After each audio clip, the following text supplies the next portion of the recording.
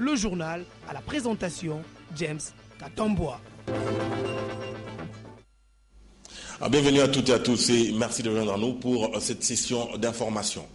Le projet de loi portant reddition des comptes du budget de l'État pour l'exercice 2013 a été déclaré recevable ce vendredi au cours de la plénière de l'Assemblée nationale. D'autre part, l'Assemblée nationale préconise la mise sous pied en son sein d'une équipe d'experts pour cogiter sur la nature et la pratique à imposer à l'ordre opérationnel afin de mettre un terme aux tracasseries décriées au poste frontalier de la RDC. C'est la principale recommandation formulée après la réplique du ministre de l'Intérieur à la suite de la question orale avec débat. Reportage d'Aïn Bofando Mbungu et Blaise Lunda. Dans sa réplique, le ministre de l'Intérieur, Richard Mouyej, a une fois de plus indiqué que l'ordre opérationnel vise à mettre fin à l'anarchie, au désordre et aux tracasseries dues à la multiplicité des services aux frontières aériennes, fluviales et terrestres. Cependant, a-t-il dit, c'est l'évaluation du niveau d'exécution de l'ordre opérationnel qui pose problème. Il a rappelé ensuite que la non-application ou la mauvaise interprétation de l'ordre opérationnel sera suivie de sanctions sévères à l'endroit des récalcitrants et des contrevenants. Le gouvernement ne doute pas que les tracasseries persistent, mais il y a une différence. Il y a 15 ans, il y a 10 ans, il y a 5 ans, il y a 2 ans, il y a eu beaucoup de progrès. J'ai insisté sur l'apport du Parlement à travers un contrôle parlementaire organisé pour contribuer à assainir ce que nous déplorons tous. Mais qu'en pense l'auteur de la question orale avec débat? Que le Congo doit être un État de droit. Et pour que le Congo soit un État de droit, il faut que l'ordre opérationnel soit retiré de la circulation parce qu'il ne peut pas être abrogé par un document du ministre de l'Intérieur. Parce que le décret présidentiel ne peut pas être abrogé par un document du ministre de l'Intérieur. Le décret doit être mis en circulation, il doit être d'abord exécuté, quitte à évaluer sa mise en œuvre par la suite et proposer des corrections. D'autre part, le ministre délégué aux Finances, Patrice Kitebi, a fait sa réplique sur ce que les députés ont qualifié de déséquilibres dans la gestion du budget 2013.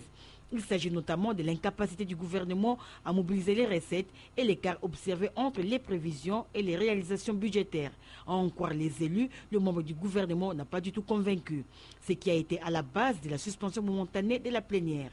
Dans la salle, on pouvait apercevoir des conciliabules par-ci et par-là entre groupes parlementaires, question d'amener les uns et les autres à déclarer recevable le projet de loi du gouvernement. Ceci dit, le projet de loi portant reddition des comptes du budget de l'État pour l'exercice 2013 a été envoyé à la commission ECOFIN après sa recevabilité par la plénière. La mission des Nations Unies au Congo, MONUSCO, vient de confirmer la présence d'un détachement de l'armée burundaise dans l'est de la RD Congo, basé à Kiliba, dans le sud Kivu. Radio France Internationale en a fait écho ce matin. Je veux plutôt ce commentaire. La présence de l'armée burundaise à Kiliba, dans le sud Kivu, est aujourd'hui confirmée. Et selon la MONUSCO, ces troupes burundaises menaient des opérations conjointes avec l'armée congolaise contre des rebelles burundais se revendiquant de Forces nationales de libération et FNL. Si aucune opération n'a eu lieu depuis un an, toujours selon la mission onusienne, c'est parce que les préparatifs sont en cours pour permettre à ces rebelles burundais de désarmer volontairement ou, si nécessaire, par la force.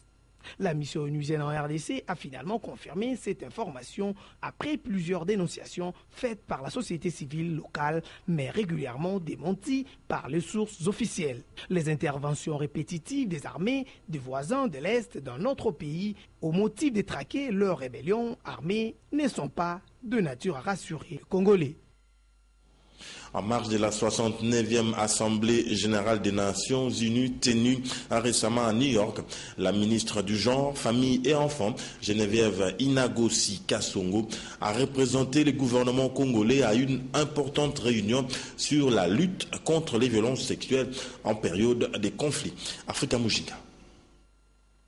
Une année après la déclaration de Londres sur l'engagement de la communauté internationale à mettre fin aux violences sexuelles pendant les conflits, une réunion d'évaluation a eu lieu à New York en marge de la 69e Assemblée générale des Nations unies. Au nom du gouvernement de la République démocratique du Congo, la ministre du Genre, de la Famille et de l'Enfant a évoqué les avancées réalisées par la RDC. Et nous savons également que les différentes guerres que notre pays a connues sont dues notamment à l'exploitation illicite des minerais. Et plusieurs rapports d'experts des Nations Unies ont été rendus ici pour dénoncer et même citer nommément les cas des multinationales qui entretiennent des groupes armés dans notre pays. Nous voudrions également que la communauté internationale nous aide à punir tous ceux qui instrumentalisent les groupes armés pour semer la terreur, mais également pour encourager les cas de violence et de viols sur les femmes. Parce que, comme nous disons, les cas de violences sexuelles liées au conflit vont se terminer par la fin des conflits. Mais évidemment, je reconnais qu'avant ça et après ça, il y a d'autres formes de violence et de viols, comme il en existe dans tous les pays, même ici aux États-Unis. Et ça, c'est peut-être à travers la loi, à travers d'autres mécanismes et d'autres stratégies. Nous voudrions vraiment que vous puissiez continuer à nous accompagner pour qu'il y ait la stabilité, pour qu'il y ait la paix, pour mettre fin aux causes structurelles des violences sexuelles. Cette réunion a été coprésidée par le ministre britannique et la représentante spéciale du secrétaire général des Nations Unies sur les violences sexuelles, occasion pour la ministre de porter la voix de la RDC. Et puis cette nouvelle en provenance du ministère de l'EPSP où la vice-ministre annonce la tenue ce dimanche 5 octobre des assemblées générales électives des comités des parents d'élèves dans toutes les écoles et cela conformément au calendrier scolaire 2014-2015.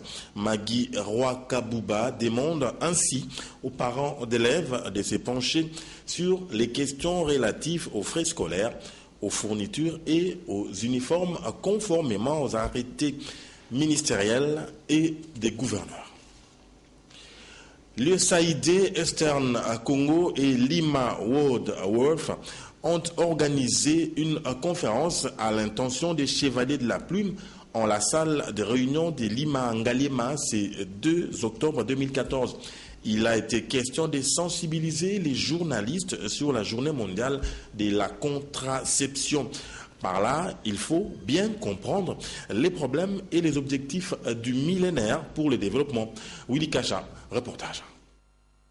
La satisfaction des besoins insatisfaits de contraception et la création d'une demande informée des services de planification familiale constituent des stratégies critiques pour permettre aux jeunes femmes sexuellement actives, mariées ou non, de s'épanouir pleinement si elles peuvent éviter les grossesses non planifiées et choisir les moments et l'espacement de leur grossesse. Celles-ci pourront ainsi que leur société jouir davantage d'une maternité différée et d'une fécondité moindre. D'où l'importance de sensibiliser les Chevaliers de la Plume sur la contraception pour appuyer l'action gouvernementale dans la lutte pour la réduction de la mortalité infantile et de la mère en République démocratique du Congo.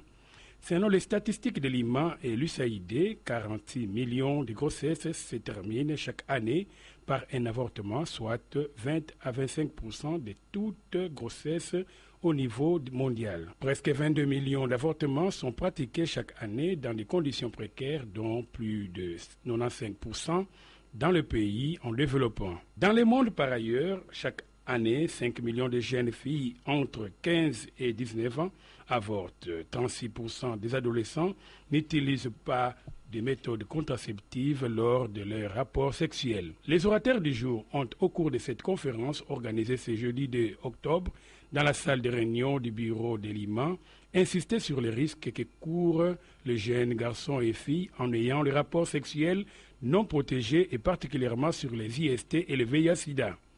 La sexualité responsable et la nécessité de la planification familiale pour les couples s'avèrent indispensables, ont-ils souligné. Les docteurs Marie-Louise Mbo, Rachel Yodi et Jean-Paul Ndakakanou comptent sur l'apport de la presse dans la démarche qu'ils poursuivent ensemble avec le gouvernement de la République pour sauver des vies humaines face à cette question de la contraception et de la planification familiale.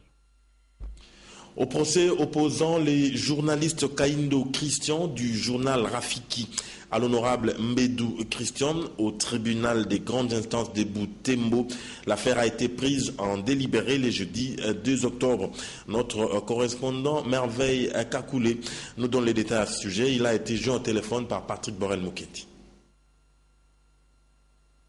Le tribunal clôt les débats et prend la cause à délibérer. C'est à ces mots que Madame la juge présidente a clos l'audience de ce jeudi 2 octobre 2014 au tribunal de grande instance de Butembo. Une audience dans le procès en appel du journaliste Kahindo Muke Christian contre le député Mbindule Mitono Crispin. Toutes les parties sont sereines et espèrent que le verdict sera en leur faveur. Tel Maître Sekera Kivosuwamo qui défend les intérêts de l'éditeur-directeur du journal Rafiki. Il fallait que la partie Mbindule puisse jouir de son droit de réponse. Parce que si on permet en fait à tout le monde de poursuivre les journalistes, cela va vider même le sens du droit à la liberté de la presse et même le droit à l'information. Alors pour cela, de l'esprit de cette loi sur la liberté de la presse, il est vraiment indiqué qu'on puisse d'abord faire son droit de réponse avant de saisir les cours des tribunaux, puisque la mauvaise foi des journalistes ne peut être établie que s'il a refusé le droit de réponse. Mais dans les cas d'espèce, ils n'ont pas voulu jouir de ce droit. Pour sa part, Maître Jimmy Perouzi, avocat du député national élu de la ville de Butembo, affiche une même attitude. Il n'y a pas de personnes immunisées contre les poursuites judiciaires. Que ce soit un journaliste, que ce soit un député, que ce soit qui que ce soit, nous faisons et nous ferons régulièrement face à la justice. Et la loi a prévu des limites. Et ces limites-là, nous sommes appelés à les respecter scrupuleusement. Et je l'ai dit la fois passée et je le redis, le présent procès a pour but de montrer quelle est la vraie limite dans les fonctions journalistiques. Notons que le journaliste Kahindo Muke Christian avait été condamné par le tribunal de paix de Butembo à 2 mois d'emprisonnement et au paiement de $1000 de dommages et intérêts dans un procès à diffamation pour avoir publié dans le 3e numéro du journal Rafiki l'article intitulé « Le GCLG du député Mbindule escroque $50,000 américains du Belge Yves Verret ». Merveille Kakule Saliboko, Butembo, Anden A. Plus de 10 ans en RDC à la tête de Sesco SPRL, Madame Fortunata Chiparone Tina est satisfaite de sa contribution au développement de la nation congolaise dans les secteurs stratégiques de grand intérêt économique et infrastructure. Africa Mujinga et Pepito Matondo pour le reportage. Cela fait plus de 10 ans que Madame Fortunata Chiaparone est en République démocratique du Congo. Le numéro 1 de la société d'études, services et construction Sesco pense que l'expérience et la compétence ont fait que Sesco devienne un point de repère dans le projet lié aux divers secteurs d'intervention tels que l'entretien des infrastructures, la réalisation des édifices publics, résidentiels et industriels, la construction des routes, des ponts, des tunnels, des barrages hydroélectriques, bref, un apport au développement de la RDC. Le travail que Sesco a voulu gérer, c'est plutôt un travail qui puisse contribuer à la dimension de la reconstruction dans ce pays. Et à travers la participation aux appels d'offres nationaux et internationaux, à travers le travail dans les différentes provinces, on a voulu marquer notre présence. Enseignante des professions, Madame Tina promet de soutenir l'Académie diplomatique congolaise. L'Italie et la RDC ont plusieurs caractéristiques en commun et qu'ils peuvent sûrement avoir la capacité, à travers une dimension d'abord linguistique et après des contacts directs avec la réalité, ils peuvent faire plusieurs pas. La Sesco est reconnue à l'échelle nationale et internationale grâce à son éclatante coopération. C'est une société qui offre son apport décisif dans le monde des constructions, en particulier dans les travaux des génies civils en général. Elle intervient également dans le projet et dans les études des faisabilités ainsi que dans la fourniture des matériaux. La fondation du groupe Orange a réservé pour la société Orange RDC un budget de $500,000 américains. Ce montant sert aux réalisations sociales d'Orange RDC dans tous les pays. Un éclairage a été donné à ce sujet au cours d'une conférence de presse au siège de cet opérateur des télécommunications. Reportage Jean-Louis Miaswekama et Mathieu Ngadipovi. Éducation numérique, la santé, les femmes et la culture sont des domaines d'intervention de la fondation du groupe Orange depuis 1987 dans une trentaine de pays dans le monde, dont 17 d'Afrique. ce sont les responsables dans les pays qui nous proposent des actions parce qu'ils sont beaucoup mieux à même que moi, résident à Paris, de savoir ce qui est bien pour le pays ou ce qui n'est pas bien pour le pays. Il n'existe pas encore une fondation Orange Sexo RDC. Étant donné qu'on était une société jeune, on n'a pas créé directement une fondation Orange RDC, mais la fondation au niveau du groupe nous a accompagnés sur certains projets. Les interventions de la Fondation Orange s'inscrivent dans la philosophie du groupe Orange. Ce n'est pas des projets one-shot, vous savez, juste une action ponctuelle. Ce sont des projets sur le long terme. La toute prochaine réalisation de la Fondation Orange aura lieu à Kisenso. Nous avons décidé de créer une unité materno-infantile pour accompagner les femmes qui habitent dans cet endroit reculé qu'on a visité hier. Et nous allons démarrer très rapidement avec l'ONG Médecins d'Afrique, la construction de cette unité dans la commune de Kisenso. Les soins aux victimes des violences sexuelles à l'hôpital Kitambo avec l'ONG Magma sont des exemples concrets des interventions de la Fondation Orange. L'appui de Magma, c'était de mettre en place une cellule de prise en charge des survivants de violences sexuelles, une prise en charge qui est holistique, médicale, psychologique et aussi une référence pour les aspects juridiques et sociaux vers d'autres partenaires.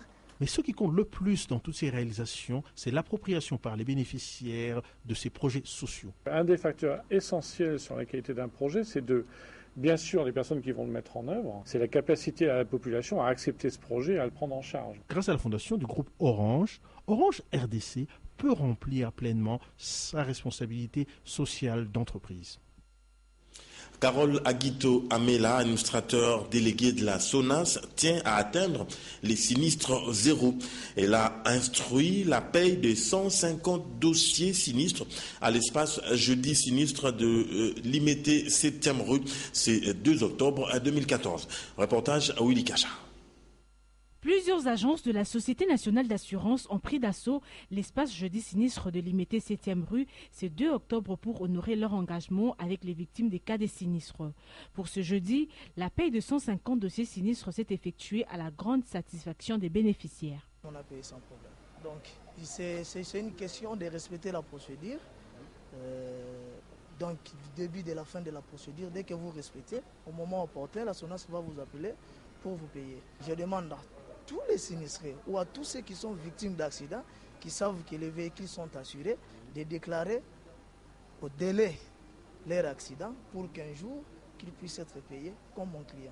Que dire encore? La réalité de la paie de dossiers sinistres sur le terrain, le jeudi de chaque semaine, prouve à suffisant le travail des titans que le comité Carole Aguito Amela ne cesse d'abattre pour satisfaire sa clientèle. C'est dans le strict respect de la loi de 1966 portant création de la SONAS avec pour objet principal la paie de dossiers sinistres sur toute l'étendue de la République démocratique du Congo.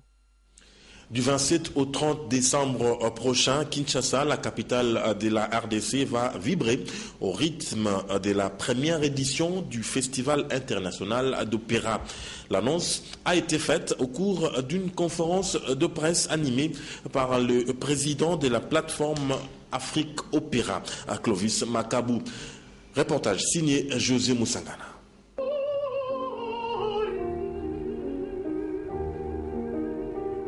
Cette conférence de presse a tourné autour de 2 points essentiels. D'abord, la présentation de la plateforme Afrique Opéra, une structure qui vise à promouvoir les jeunes artistes africains en général et ceux de la République démocratique du Congo en particulier. Ensuite, le président de la dite plateforme, Clovis Makabou, a relevé que la première édition du Festival international d'opéra, dénommé Congo Cœur d'Afrique, aura lieu du 27 au 30 décembre prochain. Le Festival international d'opéra, dont déjà le mois de novembre, tout commence avec des ateliers et des répétitions pour bien préparer l'événement. Parce que déjà au mois de décembre, nous accueillons la chanteuse préférée du roi belge. C'est une Congolaise, Madame Pascaline Vanza, qui sera déjà là le 1er novembre pour commencer le 6 avec les ateliers pour cet événement. Et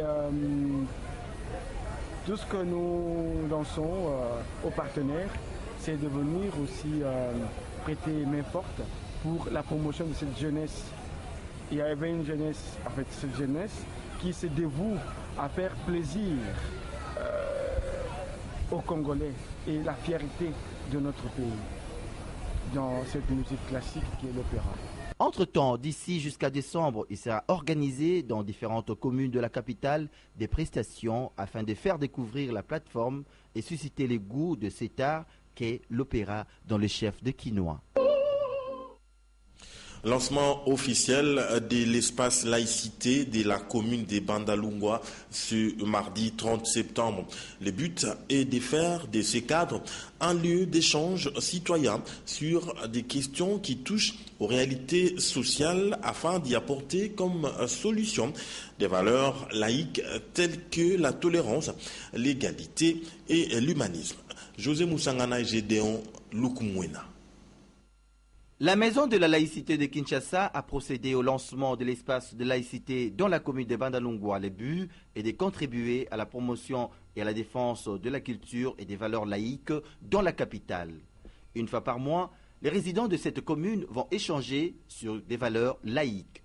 Pour cette première édition, ce sont les administratifs de cette municipalité qui ont été sensibilisés autour du thème « Code de conduite d'un agent public de l'État ».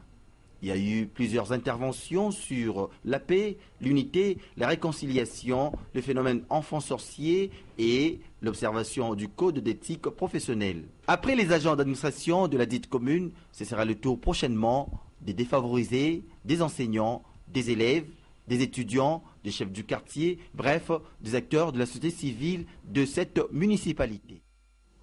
En sport, Patrick Borel Mukendi le disait tout à l'heure au sommaire, le démarrage de la 20e édition du championnat national de football, la Linafoot, est prévu pour demain, samedi 14 octobre.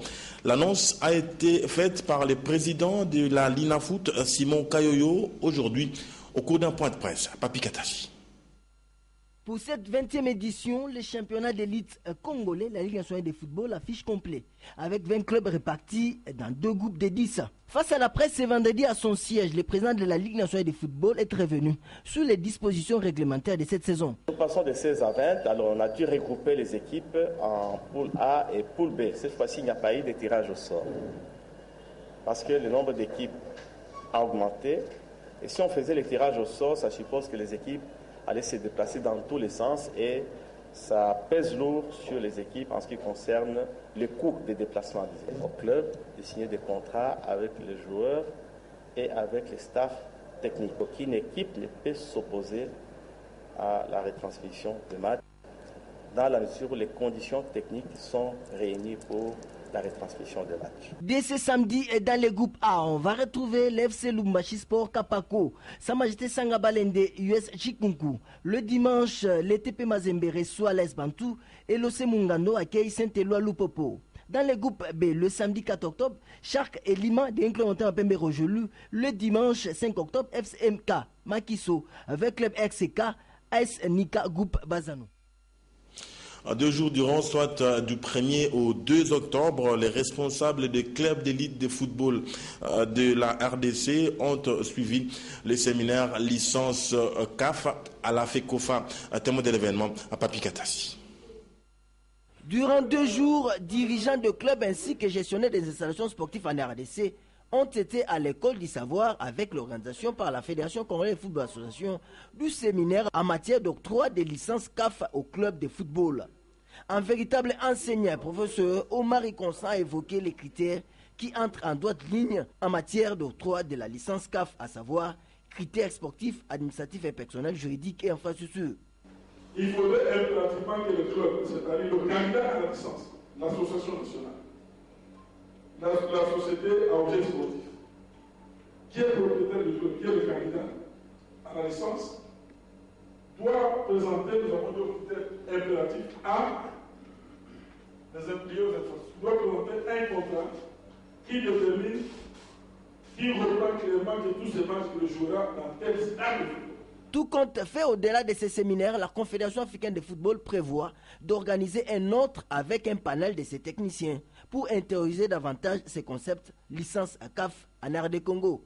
À titre de rappel, notre compatriote Omari Selemani Constant, président de la Fédération congolaise de football association, est aussi président de la commission d'octroi des licences à la Confédération africaine de football. La Ligue de tennis de Kinshasa a un nouveau comité depuis le mois de septembre dernier. Les membres de ce comité ont eu leur première réunion de contact le week-end. À Patrick Borel, Moukendi Gomolopo. Une bonne équipe, c'est aussi celle qui sait s'activer au moment voulu. Et surtout quand la confiance des sociétaires vous est renouvelée. C'est ce que la grande machine de la Ligue de tennis de Kinshasa, que dirige le président Franck Nimilongo, a compris et a vite organisé la première réunion entre les différents membres du comité pour choisir l'angle de travail pour ces 4 ans. Une prise de contact avec les membres fraîchement élus par la Ligue, au niveau de la Ligue de Kinshasa. Et en même temps, il était question d'examiner un peu les grandes lignes de ce que va être le programme d'action du nouveau comité. Un accent particulier plutôt sera mis sur le retour de la compétition et la formation. Voilà les 2 grands axes sur lesquels je pense le programme d'action de la Ligue va osciller. Pour ces mandats, la Ligue de tennis compte les conjuguer au présent avec 2 axes, pas le moindre, à savoir le retour des compétitions à Kinshasa et la formation de la jeunesse montante. En page internationale, 10 mois après, la communauté internationale songe à envoyer un convoi médical en Sierra Leone, l'un des pays dévastés par Ebola. Ceci permettra-t-il de rompre la chaîne des contaminations dans ces pays qui comptent plusieurs morts et plusieurs personnes infectées? Je veux plutôt ce reportage de nos confrères de TV5. Une arrivée très attendue. Envoyé pour 6 mois en Sierra Leone, un contingent de 62 médecins et 103 infirmiers cubains vient d'atterrir dans le pays. Leur mission, empêcher la propagation du virus. Nous avons des personnes hautement qualifiées et nous avons décidé de participer à cette lutte. Nous pensons que c'est très important parce que ce qui se passe ici pourrait avoir des répercussions dans le monde. La bataille est ici, nous avons appelé tous les gens à se joindre à nous pour mener le combat. D'autres départs pourraient suivre. Cuba a déjà prévu de déployer plus de 400 personnes en Sierra Leone, mais aussi en Guinée et au Libéria, les 3 pays les plus touchés par l'épidémie. Nous avons besoin, autant que possible, de professionnels de la santé et ça permettra de continuer la lutte. La Sierra Leone fait face à une pénurie de moyens humains et matériels. Le pays manque toujours de plusieurs centaines de lits et de centres spécialisés. Selon l'OMS, Ebola a déjà fait plus de 3300 morts, dont presque 600 en Sierra Leone. La lecture des parutions d'aujourd'hui, c'est la revue de presse signée Domomat.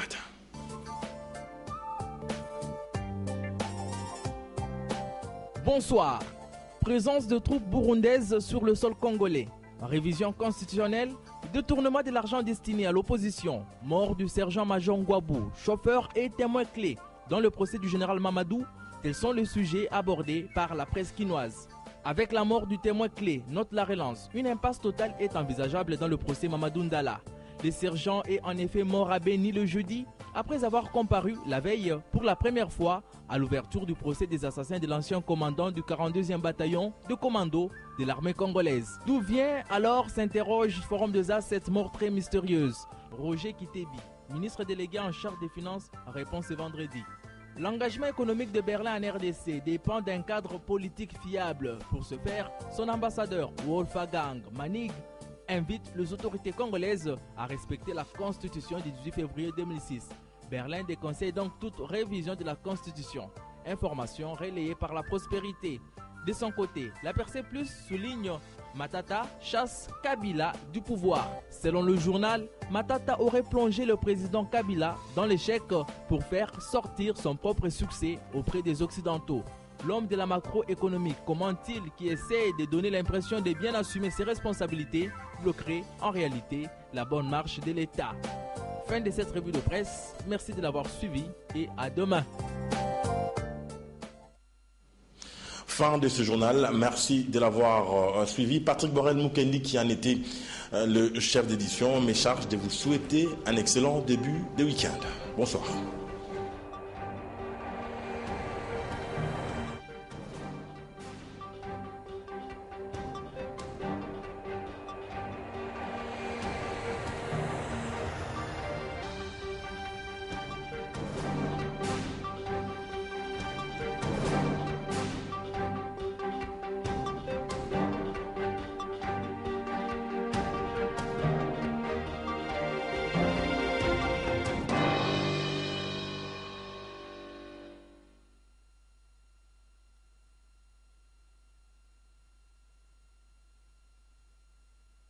Ce programme vous a été offert par Airtel Money.